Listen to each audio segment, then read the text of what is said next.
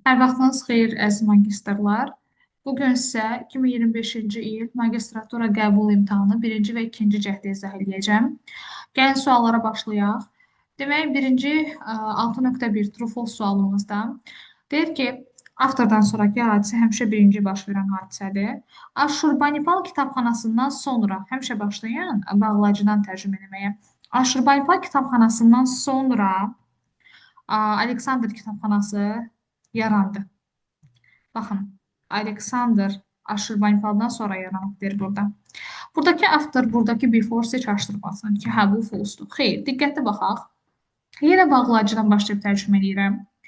Məşhur, deməli, Alexander kitabxanasından öncə Aşurbanipal kitabxanası var idi. Demək ki, birinci yenə Aşurbanipal, ikinci yenə Alexanderdir. Tamamilə doğrudur. Sadəcə baş və budaq cümlələrin yeri dəyişib. Deməli, bu olacaq true. İkinci sualda Aşurbanipal imperiyası müasir Türkiyə və Misrə qədər uzanır. Burada isə yenə B hərfinə də deyə rahat tapacağıq. Onun imperiyası hansı ki uzanırdı, yayılırdı müasir günümüzdəki Türkiyə və Misr ərazisini. Bəli, tamamilə doğrudur. Burada olacaq true. Digər sualımızda yeni Assuriya İmperatoru Aşurbanipal fokuslanmışdı müharibə və qələbəyə. Mətndə Aşurbanipalın adını tapırıq. Aşurbanipal qeyri-adi bir hökmdar idi öz vaxtında. Digər hökmdarlardan fərqli olaraq, hansı ki bu digər hökmdarlar fokuslanmışdı yalnız müharibə və işğala. Aşurbanipal isə yəni he was deeply interested. O isə maraqlanırdı knowledge and learning, öyrənmə və biliklə. Lakin biz burada görürük ki, o müharibə və qələbəyə fokuslanıb deyir. Ona görə bu olacaq false. Digər sualımızda Aşurbanipal əsasını qoydu 7-ci əsrdə Nineva şəhərindən. Əlbəttə biz burada görə bilərik ki, establish var əsasını qoymaq, 7-ci əsr sözü var, Nineva var və bu bizi çaşdıra bilər. Amma diqqət yetirək. Onun əsası qoyuldu 7-ci əsrdə Nineva şəhərində. Baxın, şəhərin əsası qoyulmur. Nineva şəhərində nəyinsə əsası qoyulur və o da kitabxana da əvvəlki cümlədə deyir ki, Aşurbanipal kitabxanasının 7-ci əsrdə əsası qoyuldu. Deməli, burada isə yazıb ki, şəhərin özünün əsasını qoyur Aşurbanipal. Xeyr, bu deyil. Bu false-dur. Növbəti sualımızda paragraf nə ilə başlayar sualı. 5-ci paragrafın nə ilə başladığını bilmək üçün elə məhz 5-ci paragrafın ilk cümləsinə baxmaq bizim üçün yetərlidir. 19-cu əsrə qədər it wasn't. Baxın, bu bizim üçün böyük işarədir. It, nə, o bizə əvvəldə bir işarə verəcək. Rediscovered, yenidən tapdılar onu. Demək ki, nəsə baş veribdir ki, yenidən tapdılar deyə bilirik. Deməli, baxın, burada o dedikdə nəyə nəzərdə durdu? Kitabxana sözünü. Yenidən tapdılar deyə axı. Forget, unutmuşdular. Təəssüf ki, bədbəxtlikdən kitabxana 612-ci ildə Nineva məhv olandan sonra unudulmuşdu və yer altında yəni qalmışdı, basırılmışdı. Burada demək ki, baxın, kitabxana nə it wasn't deyir orada, doğrudur və unudulmuşdu. Burada isə baxın, yenidən kəşf olundu dedi bizə. Rediscovered. Deməli, burada doğru cavab olacaq B variantı. Digər sualımıza baxırıq. Label etiket deməkdir. Əsas mənası. Mətndə də biz bu sözləri nəzər yetirə bilərik. Baxın, mətnlər kataloqlaşdırılır, hətta deyir etiketlənir. Burada artıq bir feil kimidir, öz təlimatları ilə. Baxaq, label deyəndə nəyi nəzərdə tuta bilərik? Fərqləndirmək, genişləndirmək, yenə bir şeyi fərqləndirmək, dəyişdirmək, bir şeyi, itemları müəyyən bir vaxt ərzində hobi kimi toplamaq, yığmaq, nəyisə təklif olunan bir şey qəbul etmək. Bunlar heç bir uyğun gəlmir. Amma label orada etiketləmək mənasında adını, təsvirini və kateqoriyasını attach, əlavə etmək. Xatırlayırsa, orada da yazıldı instruksiyasını, təlimatını. Yəni, burada da adı, təsviri və kateqoriyası ora aiddir. Növbəti sualımızda kitabxananı yaradarkən Aşurbanipalın məqsədi. Həmişə bu tipli suallarda fikir verin ki, sinonimlərdən istifadə edəcəklər. Məsələn, mən belə düşünərəm ki, Aşurbanipal burada aim sözü deyirsə, Mətndə böyük ehtimalla məqsəd sözünün başqa sinonimi var. Purpose ola bilər, target ola bilər, intention ola bilər. Artıq baxacağıq hansı varsa. Deməli, Aşurbanipalın məqsədi nə idi bu kitabxananı yaratmaqla? Baxın, burada goal verib. Heç bayaq sadaladıqlarımızda goal yox idi, goal da onların sinonimlərinə biridir. Məqsəd sözünün sinonimlərinə biridir. Target, aim, intention, goal, purpose. Onun məqsədi qorumaqdır qədim dünyanın müdrikliyini. Baxın, bu cümləni bilmək mənim üçün yetərlidir o sualın cavabını tapmağa. Fikir versəz, bayaqdan option mətni oxumamışıq biz, ancaq suallar üzərində əhatə edirik. Onun məqsədi qorumaqdır qədim dünyanın müdrikliyini. Biz variantlara baxsaq, görəcəyik ki, nailiyyətlərindən dünyanı xəbərdar eləmək istəyirdi. Qədim əlyazmaları əvəz edərək yeni tarixi yazmaq istəyirdi. Hərbi bir deməli operasiya üçün, əməliyyat üçün silah kimi istifadə eləyirdi. Və ya deməli D variantında digər imperiyaları, deməli öz imperiyası ərazisindəki bütün insanları maarifləndirmək istəyirdi. Amma məqsəd nə idi? Qədim dünyanın preserve, qorumaq idi wisdom, müdrikliyini. Baxın, qədim dünyanın biliyini keep, qoruyub saxlamaq idi. Eyni sözlər və yəni onların sinonimləri parafraz olunmuş versiyası. Doğru variant olacaq Y variantı. Növbəti hansı sualın cavabı var mətndə? Bura əsaslansaq, hansı məşhur əsər, artıq konkret ad deməliyik, Aşurbanipal kitabxanasında tapıldı? Konkret ad olmalıdır bu situasiyada, bu cümlə üçün hansı məşhur əsər? Aşurbanipal kitabxanasında tapıldı. Baxın, məşhur əsərlər arasında kitabxanada Gilgamış dastanı da tapılmışdı. Deməli, xüsusi isim gördük biz artıq. Bu bir doğru cavabdır. Hansı yazı sistemi Aşurbanipal Reign hakimiyyəti dövründə istifadə olunurdu? Baxın, burada kitabxana yaradıldı. Aha, burada deməli, deyir ki, həmin o 10 minlərlə olan gil tabletlər yazılıb kniform. Siz bu sözün mənasını bilməməyiniz çox təbiidir. Bütün terminləri, bütün sözləri bilmək məcburiyyətində deyilsiniz zaten. Sadəcə bunun yanında izahını verib. Baxın, writing system of the time, dövrün yazı sistemi. Kitabxanada ehtiva olunurdu 10 minlərlə belə yazı, hansı ki yazılmışdı, deməli, miqyasda, yəni dövrün yazı sistemində. Deməli, dövrün yazı sisteminin nə olduğunu da bildik. Baxın, qeyd olunub. Bu sualı cavab olaraq götürəcəyik. İkincini. Niyə görə Aşurbanipal kitabxanası erkən kitabxanalardan hesab olunur, qədim hesab olunur? Baxaq. Aşurbanipal kitabxanası ən qədim kitabxanalardan biridir. Niyə? Çünki 7-ci əsrdə əsası qoyulmuşdu. Deməli, səbəbi budur da. Niyə qədim hesab olunur? Oldest. 7-ci əsrdə əsası qoyulduğuna görə.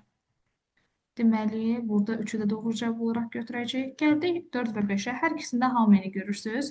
Dəqiq neçə il müddətində sağ qalıb da yaradıldığından sonra Aşurbanipal kitabxanası.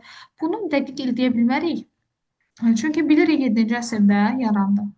Amma sonra başına nələrsə bir iş gəldi, yer altında məhv oldu, yenidən kəşf olundu və s. Yəni biz onun dəqiq nə qədər müddət survive olduğunu bilmirik. Mətndə hər hansısa bizə bir informasiya verməyib, yazmayıb da ki, məsələn 8-ci əsrdən 11-ci əsrə qədər və s. Bu tipli bir şey də bilmirik. Ona görə bunu cavab olaraq götürə bilmərik.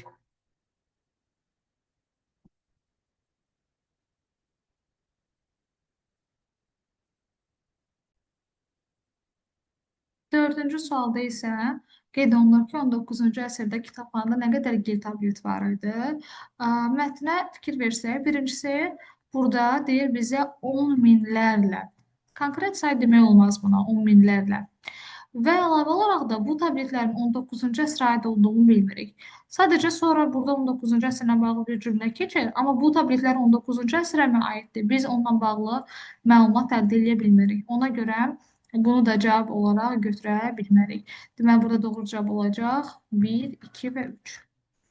İkinci mətndə isə yenə true false sualından başlayaq. 11.1-də deməli, dünya ətrafında Uyuni gölü kimi çoxlu yerlər var. Çoxlu yerlər. Biraz da olsa yəni var. Few mənfi mənalıdır, few müsbət mənalıdır. Yəni biraz daha çox bununla bağlı yerlər var. Lakin biz burada görə bilərik ki, unlike Burada da görə bilərik onu ki, yəni qeyri-adi bir yerdir, başqa yerlərdən fərqlənir. Baxın, bu hissədə biz onunla bağlı görə bilərik. Ə, Boliviyanın mərkəzində digər yer kürəsindəki başqa yerlərdən fərqli bir yer var. Bu da Uyunidir. Deməli, unlike fərqli olaraq digər bütün yerlərdən yer kürəsində. Burada isə deyir onun kimi ona bənzəyən yerlər var. Bu əlbəttə ki, səhvdir. Sonra burada deyir ki, gölün qurumağı nəticələndi mineralların azalması ilə.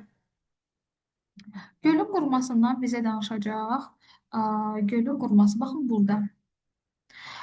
Burada bizə deyir ki, göl qurudu və öz arxasında qalın duz təbəqəsi buraxdı və zəngin mineral kolleksiyalar.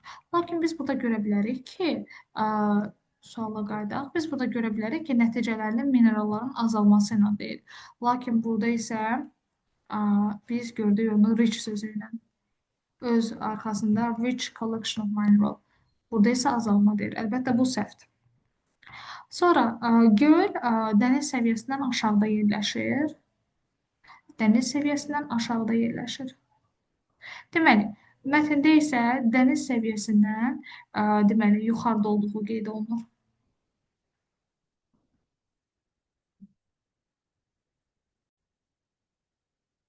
Baxın, bu hissədə above the sea dəniz səviyyəsindən yuxarıda olduğu qeyd olunur. Lakin burada isə aşağıda olduğu. Bu səhvdir. Digərində isə güzgü effekti baş verir. Nə zaman ki, deməli, duz səthi su ilə əhatə olunanda. Baxaq, açar sözümüz olsun, güzgü effekti baş verir nə zaman? Güzgü effektindən danışacaq bizə, baxın bu hissədə.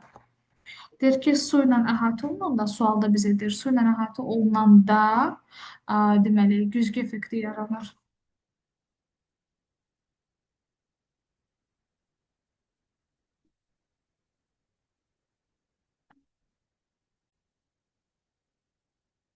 Bu hissəyə baxaq. Deyir ki, bir su təbəqəsi duz səthini əhatə edəndə huge mirror effect, deməli güzgü effekti, nəhəng güzgü effekti yaranır. Burada da deyir su ilə əhatə eləyəndə, daha doğrusu burada su duz əhatə eləyəndə deyir. Burada da eyni şeydir. Duz su ilə əhatə olunanda. Baxın, yenə məchulda verilibdir, amma tamamilə doğrudur. Bu olacaq true. 13-cü, 12-ci sualda train graveyard burada verilibdir, baxın. Deyir ki, elə bir yerdir ki, qədim, yəni köhnə qatarlar, həbbin əməliyyat burada tərk olunubdur. Emalatxanadır, deyir, qatarların təmiri üçün. Xeyr, sadəcə tərk olunmuş qatarlar var orada. Ən son qatarlar üçün olan bir muzeydir. Qədim qatar fabrikidir. Bəlkə də elədir, amma biz bununla bağlı bir informasiya bilmirik ki, qədim qatar fabrikidir. Burada da qədim, yəni köhnə dəmir yolu stansiyasıdır. Bəlkə də həqiqətən stansiyadır, amma biz yenə mətndə biz bunu bilmirik. Amma Y-yə baxaq. Buradadır ki, hardakı köhnə qatarlar tərk olunubdur. Burada da Y variantında deyir ki, elə bir yerdir ki, istifadə olunmayan qatarlar burada yerləşir, buradadır. Deməli, doğru variant olacaq Y variantı. Növbəti sualımızda niyə görə həmin bu Uyğunya səyahət eləmək üçün doğru vaxt seçmək lazımdır? Essential, vacibdir. To choose right time, doğru vaxtı seçmək. Baxın, açar sözlərlə irəliləyəcəyik. Nəyə görə vacibdir burada doğru vaxtı seçmək? Time is crucial, vaxt önəmlidir. Nəyə görə? Yağışlıdır sezonda həmin bu duz torpaqları çatıla bilməz olur daşqınlara görə. Yəni ora çatmaq çətin olur, qeyri-mümkün olur. Yağışlı havaya görə. Baxın, burada qışda buzla əhatə olunmağını deyir. Heç orada biz buz sözünü görmədik. Çox turist var. Səhvdir əlbəttə ki. Güzgü effekti yaranır quru havada. Güzgü effektindən başqa bir yerdə danışmışdıq. Y variantında sıx duman imkansız eləyir görməyib. Belə bir şey də eşitməliyik orada. Amma baxın, həmin cümlədə bizə deyirdi ki, rainy day, yağışlı günlərdə daşqınlara görə çətin idi. Baxın, yağışlı günləri wet seasondan, wet nəm, rütubətli deməkdir, əvəz olunubdur. Orada unreachable deyir, burada da difficult to reach, çatması çətin olur. Eyni cümlənin parafraz olunmuş versiyasıdır. D variantı. Növbəti, deməli, mətnin sualında destination təyinat nöqtəsi getdiyimiz yerə deyilir. Su ilə əhatə olunmuş yer. səhvdir.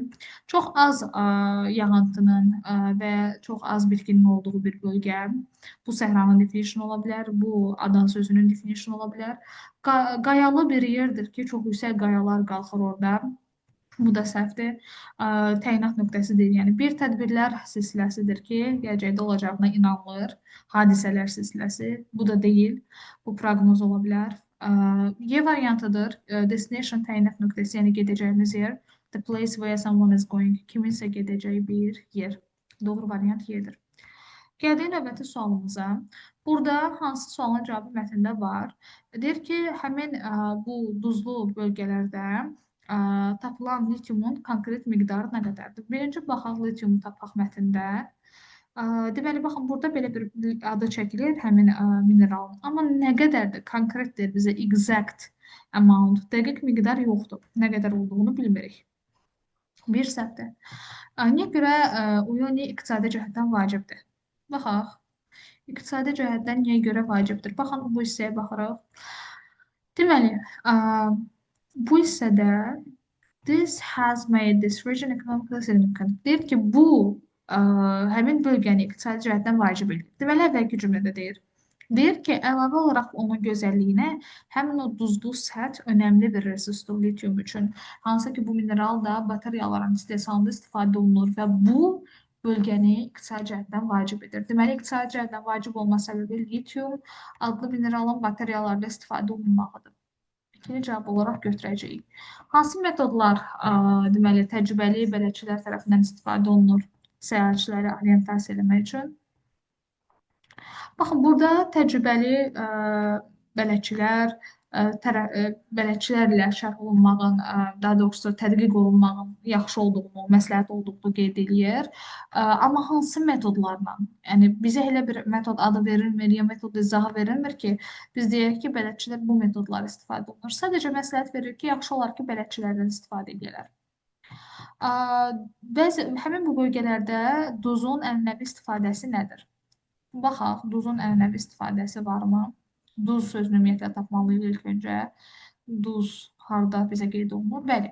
Biz burada görürük ki, duzun istifadəsindən nə kimi hallarda istifadə olunur? Salt is also used for traditional purpose. Traditional məqsədlərlə, ənənəvi məqsədlərlə də istifadə olunur. Sualda bizə deyir ki, hansı ənənəvi məqsədlərlə? Cooking, yemək bişirmə, preserving food, qidaları qoruma və ev tikmə məqsədi ilə.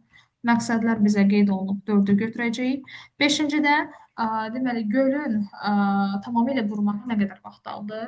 Xüsusi sindirdiyi mətndə daha rahat tapılar. Mətndə baxaq həmin sözə. Qurumağa nə qədər vaxt aldı? Sadəcə baxın, deyir ki, dry up, qurudu.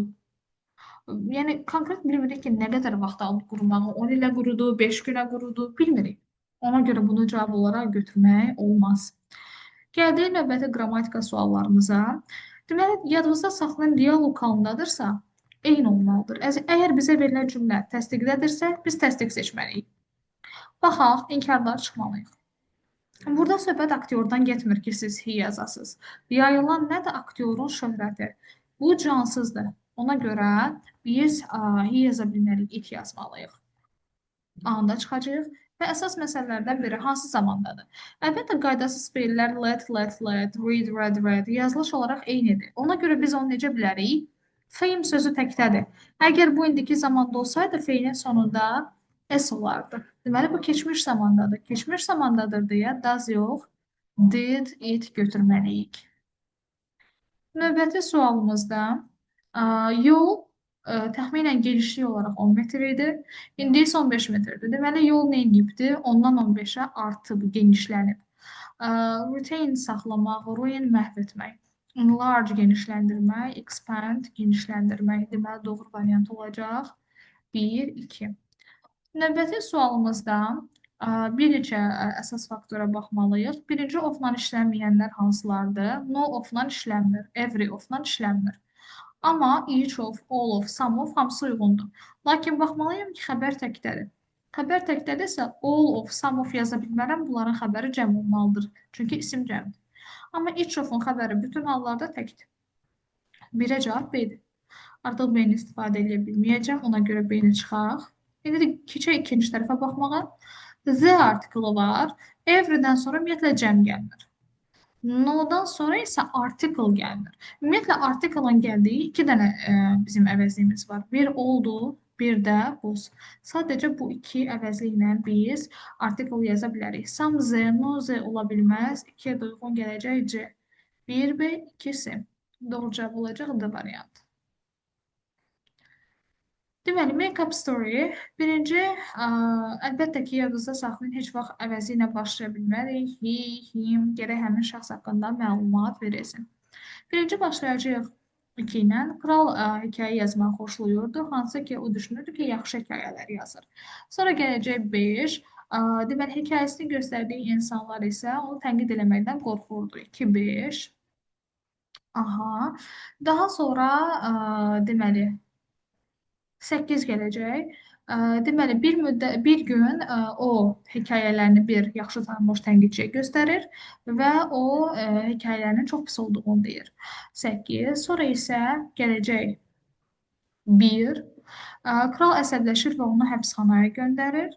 Daha sonra 6-cı cümlə gəlməlidir. Bir müddət sonra kral həmin tənqidçini bağışlayır və nahara dəvət edir. 6. Daha sonra 3 gəlməlidir. Deməli, 3-də bizə deyir ki, o hekayələrin bəzilərini ona göstərir və yenidən soruşur fikrini, yəni hekayələr haqqında nə düşündüyünü. 3. Sonra isə gələcək 7. Tənqidçi mühafizəçilərə ya arxasında dayanan mühafizəçilərə çevrilərək deyir 7. Sonra isə gələcək 4.